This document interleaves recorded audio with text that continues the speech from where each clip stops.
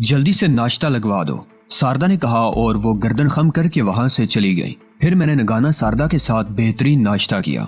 नाश्ते के दौरान वो मुकम्मल खामोश रही और किसी सोच में डूबी रही। उसके बाद हम वहां से फारिग होकर दोबारा हाल की जानिब वापस पलट पड़े, लेकिन उस वक्त हाल में 4-5 अफराद मौजूद थे और मैंने जो पहली शख्सियत वहां देखी वो ट्रिशा रेयान थी, जिसे देखकर मेरी आंखें ताज्जुब से फैल गईं। नगाना सारदा के चेहरे पर एक गहरी खामोशी और संजीदगी तारी थी। ट्रिशा ने अलबत्ता खड़े होकर मुझे ताज़ीम दी थी। उसके चेहरे पर इत्मीनान और सुकून नजर आ रहा था और होंठों पर मध्यम सी मुस्कुराहट। ट्रिशा के साथ कटे हुए जिस्म और लंबे कद का एक और आदमी मौजूद था, जिसने फौजी अंदाज के बाल कटाए हुए थे और उसके जिस्म पर फौजी वर्दी ही थी। यह आदमी आंखों से काफी खूंखार मालूम होता था। 2 और आदमी थे जो जरा मुअद्दब नजर आ रहे थे उन दोनों के सामने, लेकिन लंबे चौड़े जिस्मों के मालिक और खासे ज़हीन नजर आते थे। नगाना सारदा मुझे लिए हुए एक जगह पहुंच गई। फिर उसने मुझे एक कुर्सी पर बैठने का इशारा किया। ट्रिशा को देखकर मेरी जो कैफियत हुई थी वो काबिले बयान नहीं है। मुझे हैरानी हुई थी और नगाना सारदा के चेहरे से भी ये अंदाजा होता था कि वो किसी तरद्दुद का शिकार नहीं है। मुझे बिठाने के बाद वो आहिस्ता आहिस्ता आगे बढ़ी और कुर्सी के पास जा बैठी, जो जरा नुमाया तौर पर रखी हुई थी और खाली थी। वहां बैठकर नगाना सारदा ने मुझसे कहा, मेरे दोस्त फाइक दादा, मैं तुमसे इन लोगों का तारुफ कराना चाहती हूँ और तुम्हें यकीनी तौर पर इन दोनों को यहाँ देखकर हैरत हो रही होगी, लेकिन मेरी ख्वाहिश है कि वो आखिरी शख्सियत हमारे दरमियान पहुँच जाए जिसे मिलकर तुम्हें दिली मुसरत होगी, इसलिए उनका इंतजार कर लो। हमें ज्यादा देर इंतजार नहीं करना पड़ा। मैं हैरतों से गुजर रहा था और यह मंजर मुझे काफी सनसनीखेज महसूस हो रहा था। आने वाली एक भारी भरकम शख्सियत थी जिसका जिस्म जरा मोटा था, लेकिन तनोतोश बहुत शानदार था। वो काफी अच्छी शख्सियत का मालिक नजर आ रहा था। वो आया तो सब लोग खड़े हो गए और फिर वो उस कुर्सी पर बैठ गया जो नगाना सारदा के पास बिछी हुई थी। तब नगाना सारदा ने अपनी जगह गर्दन खम करके कहा, और इस वक्त तुम्हें ये सुनकर निहायत खुशी होगी मिस्टर फाइक दादा कि तुम एमरूना की जबरदस्त शख्सियतों के दरमियान हो। सबसे पहले मेरे भाई फेरोज गाता से मिलो। ये फेरोज गाता है। उसने आखिरी आने वाले आदमी की जानिब इशारा किया और मैं खामोशी से फेरोज गाता का चेहरा देखता रहा, जो अपनी बड़ी बड़ी स्याह आंखों से मुझे देख रहा था। नगाना सारदा ने कहा, और मुझे तुम जानते हो नगाना सारदा, फेरोज गाता की जुड़वा बहन।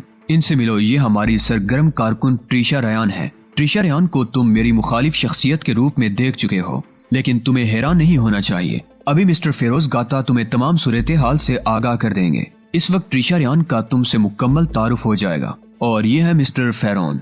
फेरोन को मकामी लोग बिग बॉस के नाम से जानते हैं, लेकिन इनमें से किसी को ये नहीं मालूम कि बिग बॉस के पसे मंजर में मिस्टर फेरोन है। हमारे साथी, हमारे बेहतरीन दोस्त मिस्टर फेरोन के बाद इन 2 अफराद से मिलो। ये उन फौजों के सिपाही सालार हैं जो बिल आखिर एक दिन एमरूना पर काबिज हो जाएंगे। इन सब का तारुफ कराने के बाद मैं मिस्टर फेरोज गाता से दरखास्त करूंगी कि वो तुमसे गुफ्तगू करें। जहाँ तक तुम्हारा ताल्लुक है तो इन तमाम लोगों से ये बात मालूम कर लो कि ये सब तुम्हारे बारे में अच्छी तरह जानते हैं और तुम्हारी जहानत का लोहा मानते हैं। मैं आपसे भी ये अर्ज करना पसंद करूंगा मिस्टर फेरोज गाता कि फाइक दादा एक अनोखी शख्सियत के मालिक हैं और बहुत सी मनाजिल से गुजारने के बाद हमने इसे अपने दोस्तों में मुंतखब किया है। और मिस्टर फेरोज गाता इस बात से बहुत ज्यादा इत्मीनान का इजहार करते हैं कि मेरा इंतखाब गलत नहीं है फाइक दादा के बारे में। चुनाचे अब मिस्टर फाइक दादा, आप फेरोज गाता से तमाम तफसीलात सुनिए। फेरोज गाता ने अपनी बारी आवाज में कहा, अजनबी दोस्त, तुम्हारा जितना तारुफ मुझसे हो चुका है उसके बाद मजीद तारुफ की गुंजाइश नहीं रहती। मैं एतराफ करता हूँ कि तुम बेहतरीन सलाहियतों के मालिक शख्स हो, और एक और एतराफ करता हूँ मैं, वो ये कि एमरूना में इस वक्त तुम्हारे ही जैसे इंसान की जरूरत थी। तुम्हारे शानों पर जो जिम्मेदारियां डाली जाएंगी वो कोई आम आदमी सरअंजाम नहीं दे सकता। मैं इसे अपनी खुशकिस्मती समझता हूँ कि मुझे तुम जैसा आदमी मिल गया। अब मैं जरा एमरूना की तारीख पर थोड़ी सी रोशनी डालना चाहता हूँ। एमरूना दौलत से माला माल है। इसकी जमीनें सोना उगलने वाली हैं और मुस्तकबिल में ये एक दुनिया की बेहतरीन दौलतमंद मुमलिकत बनकर उभरेगा। इस मुमलिकत के जरिए किसे क्या क्या फायदे हासिल होंगे ये आने वाला वक्त बताएगा। हमने इसकी आज़ादी के लिए बड़ी जिद्दोजहद की है, लेकिन हम ये नहीं चाहते कि एमरूना की आज़ादी एक मजाक बनकर रह जाए। हाशिम अबराता ने यही सब कुछ किया है। दरअसल इस आज़ादी की तहरीक का बानी मैं हूँ, यानी फेरोज गाता। हाशिम अबराता मेरे दस्ते रास्त की हैसियत से मेरा साथी था, लेकिन वो दरपर्दा निहायत चालाक और जलील इंसान था। उसने मेरे तमाम राज अपने कब्जे में लिए और एमरूना की आज़ादी के लिए इंतहा पसंदों की एक जमात बनाई। ये दौर बहुत गौर व फिक्र का दौर है मेरे दोस्त। اور اس وقت کوئی بھی ایسی سیاست کامیاب نہیں ہو سکتی جو دنیا سے ہٹ کر کٹ کر شروع کی جائے۔ ہمیں آزادی ملی، اس آزادی کے بعد ہمیں ساری دنیا سے امرونہ کے لیے ہمدردیاں حاصل کرنا تھی، لیکن انتہا پسندی کبھی ہمدردیاں حاصل کرنے نہیں دیتی بلکہ ابتدا ہی میں دشمن بنا لیتی ہے۔ میں نے یہی چاہا تھا کہ مستقبل میں مضبوط بنیادوں پر امرونہ کی سیاست کو ہموار کیا جائے، لیکن ہاشم ابراتا نے انتہا پسندوں کے ساتھ مل کر نئی پالیسیاں بنائیں اور اپنے آپ کو اس آزادی کا ہیرو ظاہر کر دیا۔ بے شک اس نے جدوجہد کی، میں اس بات سے انکار نہیں کرتا، لیکن اصل شخص تو میں تھا جس نے اس آزادی کی روح کو بیدار کیا۔ میں پس منظر میں چلا گیا اور ہاشم ابراتا آزاد امرونہ کا حکمران بن بیٹھا۔ یہ میری حق تلفی تھی، یہ میرے ساتھ سازش تھی۔ اس سازش کا جواب نہ دینا میرے لیے ممکن نہیں تھا۔ ہاشم ابراتا کو پوری طرح حمایتیں حاصل ہو گئیں اور اس نے اپنی چالاکی سے کام لے کر لوگوں کو اپنا ہم نوا بنا لیا، اور جب میں نے اس بات کی مخالفت کی تو اس نے مجھے باغی قرار دے دیا۔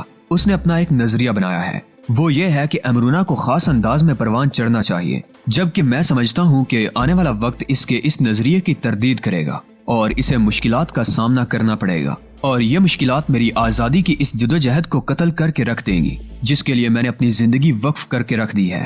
چنانچہ مجبوراً مجھے باغی کی حیثیت سے سامنے آنا پڑا اور ہاشم ابراتا کے خلاف ایک محاذ بنانا پڑا۔ انتہا پسندوں کی دنیا میں مجھے باغی ہی کی نگاہوں سے دیکھا گیا اور ان لوگوں نے اپنے اپنے جال چاروں طرف پھیلا دیے اور میرے خلاف عمل میں مصروف ہو گئے۔ وہ مجھے ہلاک کر دینا چاہتے ہیں، وہ مجھے گرفتار کرنا چاہتے ہیں، لیکن سچ یہ ہے کہ مستقبل مجھے امرونہ کا سربراہ قرار دے گا۔ یہ میری پیش گوئی ہے۔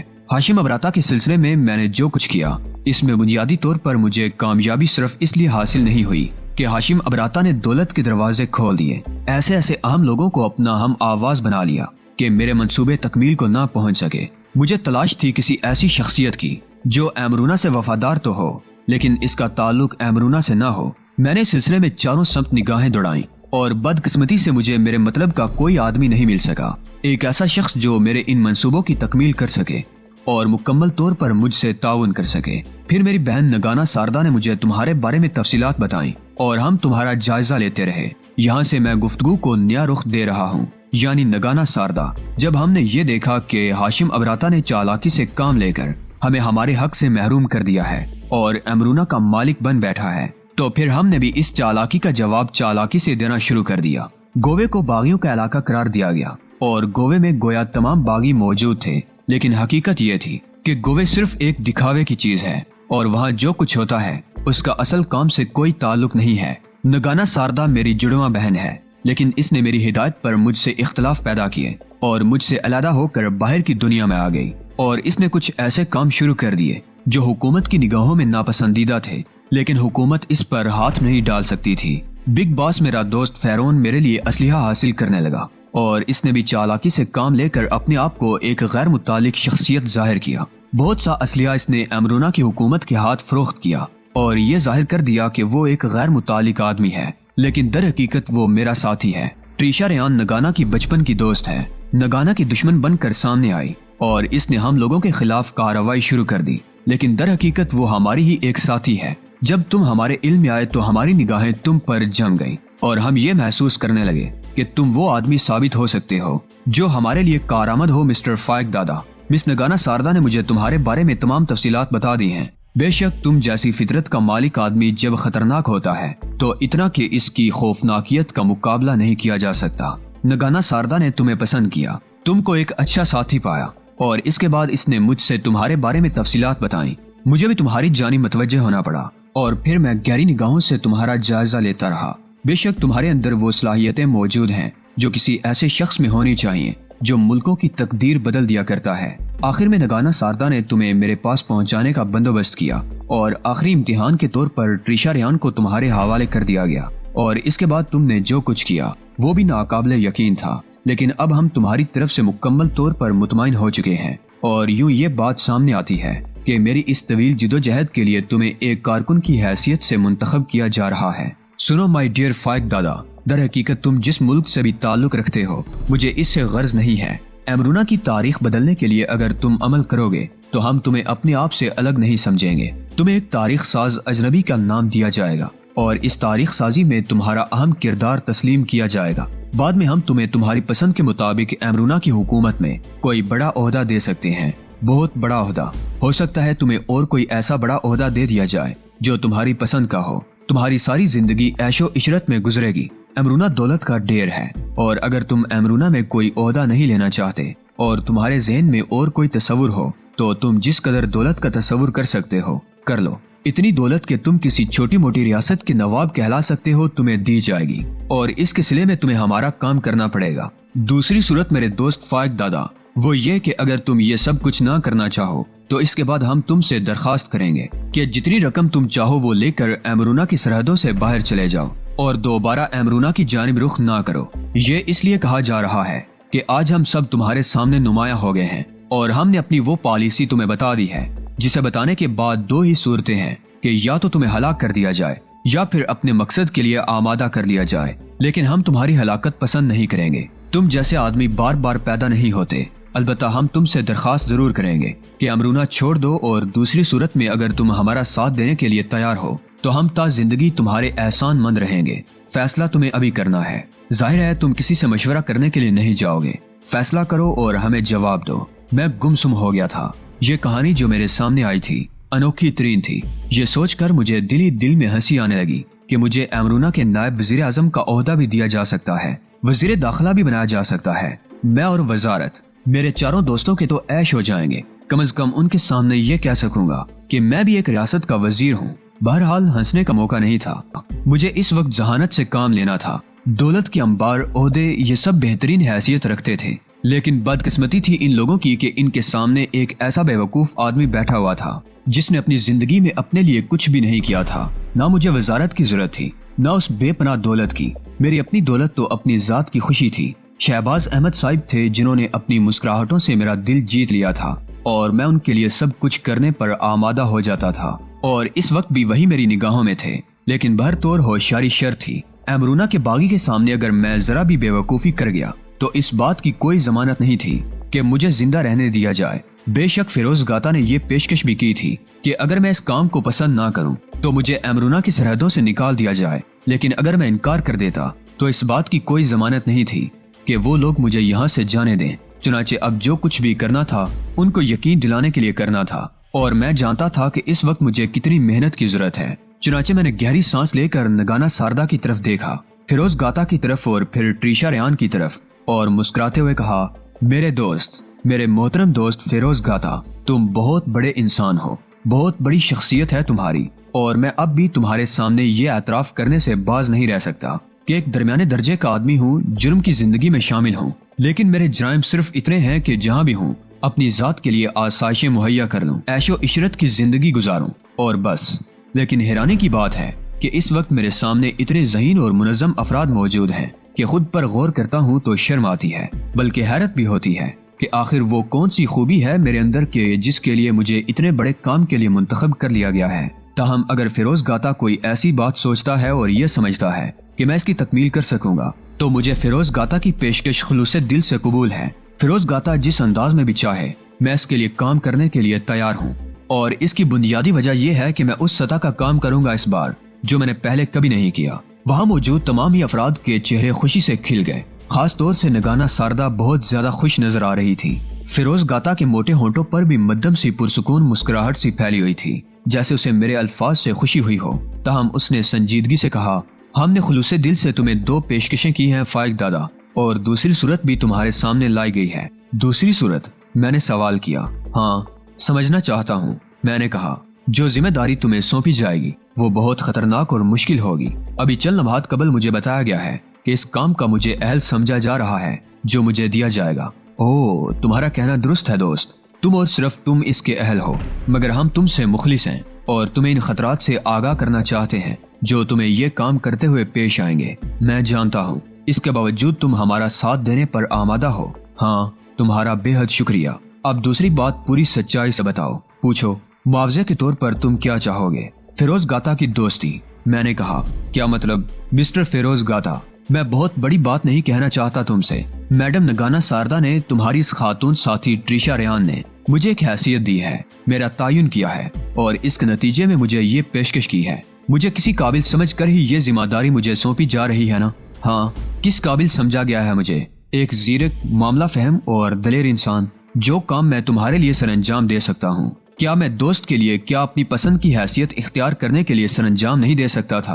اوہ، نگانا ساردا نے کہا، میں سمجھا نہیں مسٹر دادا، دولت کے انبار میرے جوتوں تلے ہیں، عہدہ میرے لیے قابل اعتنا نہیں ہے، چنانچہ معاوضے کے طور پر مجھے یہ دونوں چیزیں نہیں چاہیے۔ اوہ، پھر کچھ بھی نہیں، یعنی تم یہ خطرہ، تم یہ سب کچھ کس بنیاد پر کرو گے؟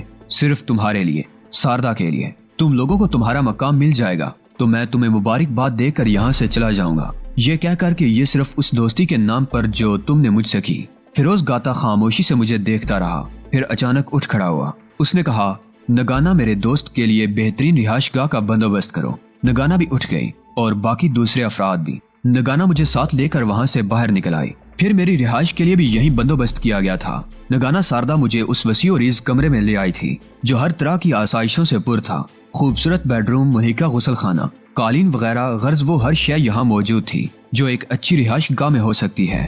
نگانا ساردا کے چہرے پر پھول کھلے ہوئے تھے اور وہ بے حد خوش نظر آ رہی تھی۔ کمرے میں پہنچنے کے بعد اس نے مسکراتی نگاہوں سے مجھے دیکھ کر کہا، دل تو یہ چاہتا ہے کہ تمہارے لیے ایک ایسی جگہ منتخب کی جائے جہاں پہنچ کر آدمی کو مر جانے کو جی چاہے، لیکن ابھی ہم دل کی ان تمام آرزوؤں کا اظہار نہیں کر سکتے جو ہمارے سینوں میں چھپی ہوئی ہیں، اس لیے فی الحال تم یہ رہائش گاہ قبول فرماؤ۔ میں نے مسکراتی نگاہوں سے نگانا ساردا کو دیکھتے ہوئے کہا، اگر تم سے یہاں ملاقات ہوتی رہے ساردا تو میں اس جگہ کو اس سے کم نہیں سمجھتا جس کا اظہار تم نے کیا ہے۔ نگانا ساردا بے اختیار ہو گئی اور یہی میرا کمال تھا۔ بے وقوف عورت نہ جانے کن خیالوں میں گم تھی۔ احمق ہوتے ہیں وہ لوگ جو دوسروں کے بارے میں جانے بغیر صرف اپنی عقل پر بھروسہ کر لیتے ہیں اور یہ سمجھتے ہیں کہ انہوں نے جو کچھ کیا ہے سامنے والا اس سے ناواقف ہے، حالانکہ ہر شخص اپنی ذات میں کچھ ہوتا ہے اور اسے سمجھے بغیر کوئی عمل کر ڈالنا غیر دانش مندی ہی ہو سکتی ہے۔ نگانا ساردا ایک اتنی بڑی تنظیم چلا رہی تھی، بہت عظیم گیم کھیل رہے تھے یہ لوگ، لیکن کہیں نہ کہیں کچا پن ظاہر ہو ہی جاتا ہے، اور اس وقت بھی یہی سب کچھ ہو رہا تھا۔ وہ میری طرف سے اس قدر مطمئن ہو گئے تھے کہ انہوں نے اپنے اہم ترین کام میں مجھے اپنا فریق بنا لیا تھا، لیکن جو حقیقت تھی یہ ان سے زیادہ آپ جانتے ہیں، اور اسی کو میں اپنی کامیابی سمجھتا تھا کہ جن لوگوں سے میرا مقصد تھا وہ میری ذات سے پوری طرح مطمئن ہو جائیں۔